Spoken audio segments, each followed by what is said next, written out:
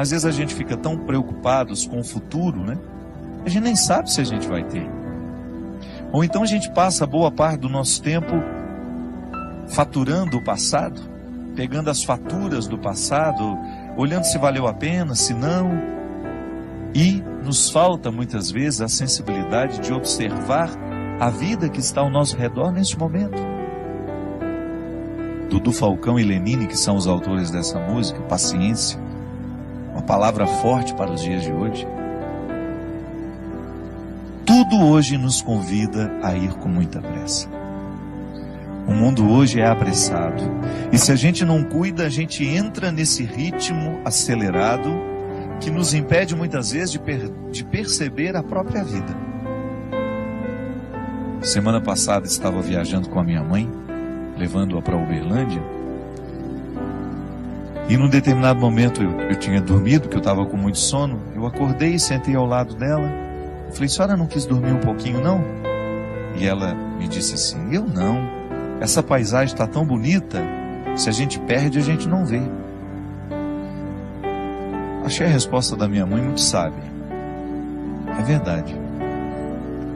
Muitas vezes nós não apreciamos a viagem, ou porque estamos ocupados com tantas coisas, que até queremos dormir um pouco, não é nenhum problema.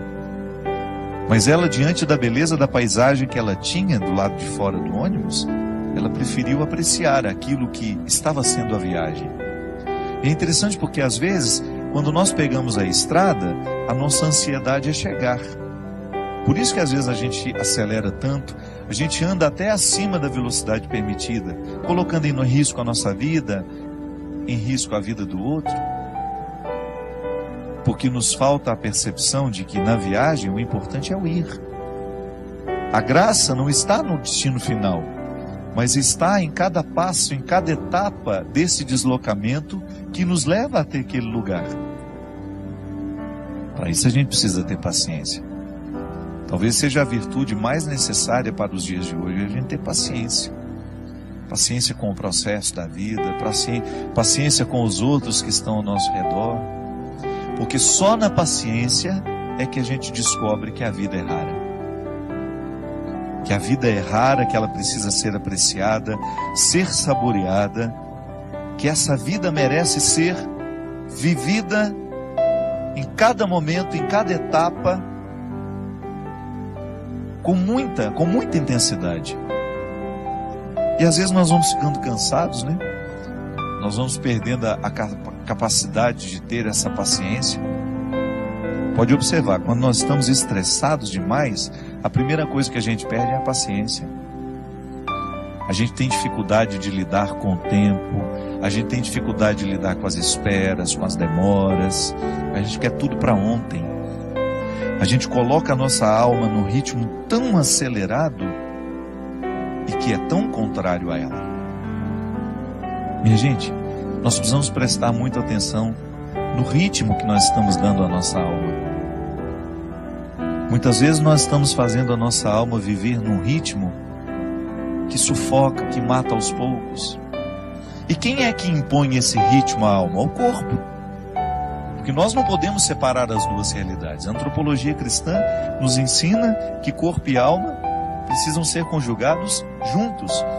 Mas você não pode esquecer que elas têm necessidades diferentes. São duas realidades que necessitam de coisas diferentes. O corpo precisa de atividade física, precisa de alimento, precisa de descanso, precisa de conhecimento. Não é assim que funciona? Se você cuida bem da saúde do seu corpo, você vai observar a necessidade de vez em quando fazer um check-up, fazer um exame de sangue, examinar tudo aquilo que é o funcionamento do seu corpo, porque você quer viver, você quer ter saúde. Então, para ter saúde, é preciso administrar as necessidades do corpo. É preciso compreender o mecanismo do corpo, como é que ele funciona, quais são as necessidades que ele tem. O corpo precisa ser hidratado, então por isso a gente não pode esquecer de beber água. O corpo precisa de higiene, por isso que nós não podemos deixar de tomar banho, cortar o cabelo, cortar as unhas. O corpo precisa de ter dinâmica, Ele precisa estar disposto. Para isso que a gente coloca uma disciplina de atividade física, para que esse corpo não fique envelhecido mais do que a idade que você tem. Isso também acontece. Às vezes a gente está com 50 anos, mas por causa da vida errada que a gente deu ao corpo, que a gente impôs ao corpo, talvez a gente já esteja com 70 anos na carne, mas não na realidade. Então o corpo tem necessidades que, se a gente não observa, ele entra num processo de falência logo. Aí aquela vida bonita que você poderia desfrutar, você não desfruta porque você foi negligente com as necessidades do seu corpo. Aí você vai para as necessidades da alma. Oh meu Deus, como são diferentes as necessidades da alma. A alma precisa de oração, a alma precisa de silêncio. Ao disciplinar o corpo numa quietude e num silêncio, a alma começa a entrar neste contexto de silêncio, de quietude, que é onde a gente vai ter a oportunidade de ouvir Deus falar com a gente. A alma precisa de música. Quantas vezes você chegou cansado em casa, tomou um banho, deitou na sua cama, colocou uma música que te relaxava e você sentiu que a sua alma agradeceu aquele carinho que você fez a ela? Isso é oração também. Ainda bem que nós temos aqui, as músicas que nos fazem rezar. Ou gosto de dizer, as músicas que rezam por nós. A gente grava tantos CDs todo ano. Aqui na Canção Nova você tem uma infinidade. Nós temos aqui o novo trabalho meu, Deus no Esconderijo do Verso. Todas essas músicas compostas, pensadas, elaboradas, gravadas, para que a alma viva o deleite que a arte pode trazer. São canções naturalmente religiosas que vão fazendo com que a nossa alma desfrute dessa tranquilidade. A arte ensina a nossa alma a ser paciente. A oração ensina a nossa alma a ser paciente. Aqui na Canção Nova nós temos tantos produtos para isso. Uma palestra, um livro. Você tem aqui o livro Discípulo da Madrugada. Você começa a ler um livro que foi preparado para isso. Nós não só queremos vender o trabalho que a gente faz. Não. O primeiro motivo aqui, por acaso esse trabalho aqui pode ajudar. Ajuda aqui a Canção Nova, ajuda as minhas obras, ajuda-me a tantas pessoas. Mas o primeiro objetivo que a gente tem quando escreve um livro, quando compõe uma música, quando a gente grava um CD, é proporcionar àqueles que nos acompanham, que acreditam no nosso trabalho, proporcionar um aprendizado da paciência nessa alma. Então a gente tem uma leitura que nos tranquiliza, que nos ensina valores, que mexe na nossa cabeça, que mexe no nosso jeito de pensar. Aí você vai percebendo este movimento natural de Deus, trazendo essa paciência que é tão fundamental para que a gente tenha equilíbrio para enfrentar as pressas da vida. Porque eu vou te contar uma coisa, hoje é impressionante como nós encontramos pessoas que estão destruindo as suas vidas porque não aprenderam a paciência. A pressa nos mata. Você que está me ouvindo, eu tenho certeza que você sofre na sua carne as consequências da sua ansiedade. A ansiedade te adoece. A falta de paciência prejudica o seu relacionamento com os outros. Nós estamos agitados demais. Nós estamos vivendo para fora demais. Nós temos compromisso demais, quietude de menos. Você sabe que eu, na minha vida, como eu sou uma pessoa que tem uma vida muito pública, eu estou o tempo todo encontrando muita gente, eu trabalho muito, eu tenho muitos eventos, eu viajo toda hora, eu encontro muita gente. Eu assumi uma regra para mim. Quando eu chego na minha casa, ali é o meu claustro. Às vezes eu não aceito convite nem para atravessar a rua para almoçar na casa da minha vizinha. Porque eu sei que a minha alma precisa dessa quietude.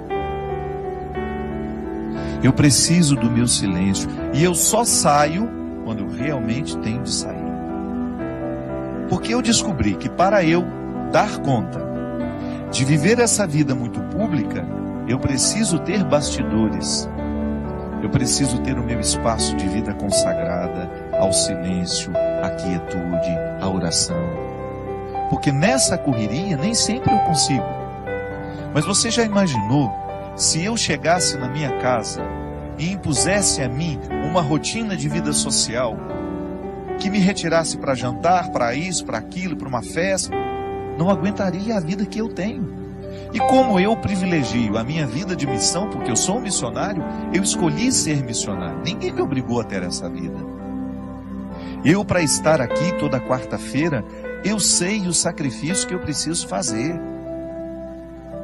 Para eu poder pegar as estradas e enfrentar os inúmeros desafios das estradas, a dispersão das estradas. Minha gente, às vezes até num camarim, que é aquele lugar último antes de entrar no palco para cantar. O camarim deveria ser o lugar da oração, do sossego, da tranquilidade. Isso não existe para mim. É lá que muitas vezes claro, não estou reclamando, estou dizendo, é a vida que ficou assim. Às vezes eu tenho tanta gente para atender, tanta gente querendo conversar comigo, que quando eu subo no palco, me restam 2, 3 minutos ali só para me concentrar, para entrar ali no palco e dar tudo de mim. Essa semana mesmo, eu fui a Poços de Caldas e eu tinha 1h30 para fazer o evento, porque eu precisava pegar a estrada de madrugada, que eu tinha um compromisso logo cedo em Taubaté. Senão eu não ia conseguir dormir nem 2 horas. E aí tudo bem, o evento começou, o show começou. Aí a minha assistente, a Mônica, que fica do lado, faltam 10 minutos. E aí eu olhei para aquele povo. Não tenho coragem de parar o show aqui agora, porque eu preciso ir embora. Ali é o lugar da minha dedicação. Você sabe por quê? As pessoas vão ali para me ouvir. É claro que depois eu me dou o direito de dizer, olha, não vou autografar CD de ninguém, não vou tirar foto com ninguém, porque eu preciso ir embora. Mas o meu tempo de evangelização em cima do palco é sagrado. Ali é o horário de exercer o meu ofício. Eu não posso ter pressa no ofício de evangelizar. Mas quando eu chego em casa, eu preciso me dar o direito de viver esses bastidores, de viver esse silêncio, essa quietude, de desligar um pouco o meu telefone, de esquecer que ele existe, de estar um pouco mais diante de Deus, para que Ele me preencha, para que depois, quando eu voltar para a estrada, eu continue tendo o que oferecer ao outro.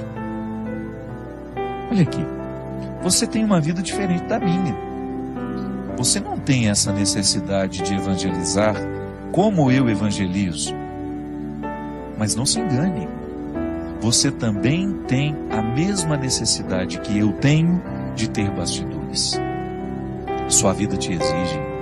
Você tem uma vida social que te joga para fora o tempo todo.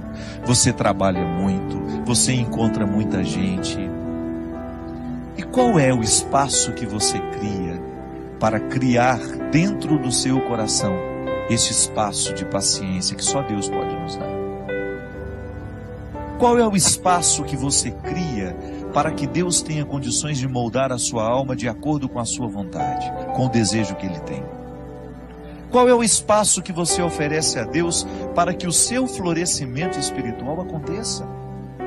Para que você não se desgaste demais nessa vida que não para, nessa vida que é tão rara e que muitas vezes você não percebe por causa do modo de vida que você escolheu viver. Quando eu dou o meu testemunho de que eu tenho estrada demais e muitas vezes bastidores de menos, e que por isso que quando eu chego em casa eu tenho que me recolher e proporcionar ao meu coração uma restituição espiritual, eu fico pensando também os meus amigos que são padres, que enfrentam no seu dia a dia o desafio de atender as pessoas o tempo todo, porque muitas vezes as pessoas não estão preocupadas com o descanso do padre. Eu já encontrei muitos padres que ficam até constrangidos de dizerem que vão tirar um dia de férias, uma segunda-feira, por exemplo, para descansar. É direito dele. Ele precisa restituir no coração aquilo que ele oferece ao longo da semana. Há padres que celebram 5, 6 missas por domingo. Isso é desgastante, minha gente. A graça de Deus nos sustenta, mas nós também precisamos buscar. Eu vejo aqui na Canção Nova como esses meninos e meninas trabalham. Eles trabalham muito. O meu diretor mesmo, China, que agora está trabalhando ali nos bastidores. Quantas vezes esse menino passa a noite editando programas, às vezes o programa que vai ter de ser repetido, ele passa a noite editando esses trabalhos. Trabalha muito. Se você vê essa equipe que está aqui, eles são trabalhadores e não tem muito tempo não. Mas você vai olhar para eles, você vai buscar na vida deles, os consagrados sobretudo, sempre encontram o seu espaço de estarem em silêncio diante do Senhor, buscando a restauração dessa vida espiritual que vai por água abaixo se a gente descuida. Eu já lhe disse isso aqui uma vez e volto a repetir.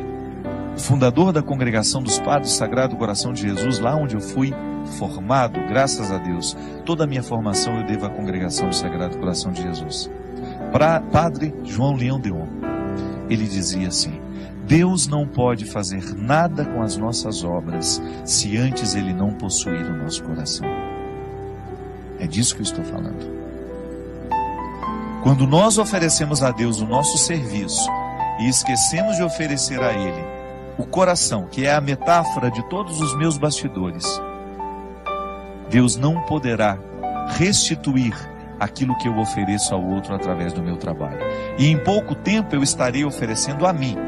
E oferecer a mim, somente a mim, vai me desgastar demais. Eu vou ficar cansado, eu vou perder a paciência, eu vou ficar estressado, eu vou ficar bruto com as pessoas e eu vou esquecer a delicadeza, que é justamente a característica de todo cristão.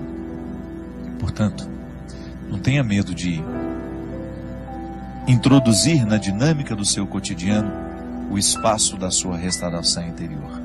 Pode ser 5, 10 minutos. Silêncio, oração, respiração profunda.